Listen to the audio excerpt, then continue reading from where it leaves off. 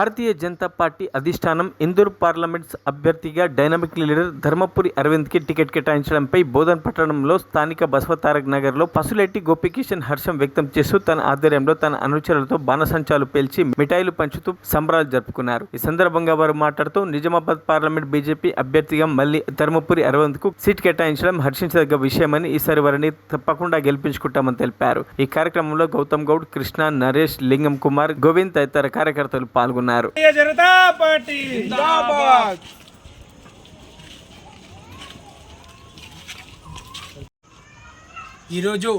BJP అధిష్టానం Nizamabad parliament సభ్యులైన dynamic leader Arvind అన్న గారికి మళ్ళీ ఎంపీ సీట్ కేటాయించడం అనేది చాలా సంతోషకరమైన విషయము.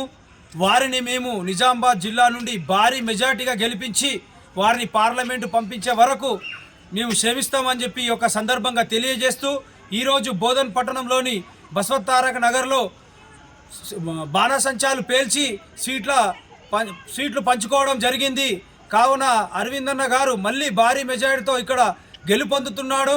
ప్రతి ఒక్కరు మనం బీజేపీకి ఓటేసి నరేంద్ర మోడీ గారి నాయకత్వాన్ని, అరవింద్ అన్న గారి నాయకత్వాన్ని బలపరచాలని చెప్పేసి ఈ యొక్క సందర్భంగా మేము తెలియజేస్తా ఉన్నాం.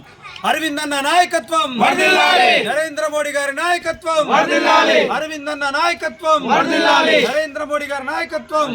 మరిన్ని అప్డేట్స్ కోసం మా ఛానల్ ని సబ్స్క్రైబ్ చేయండి.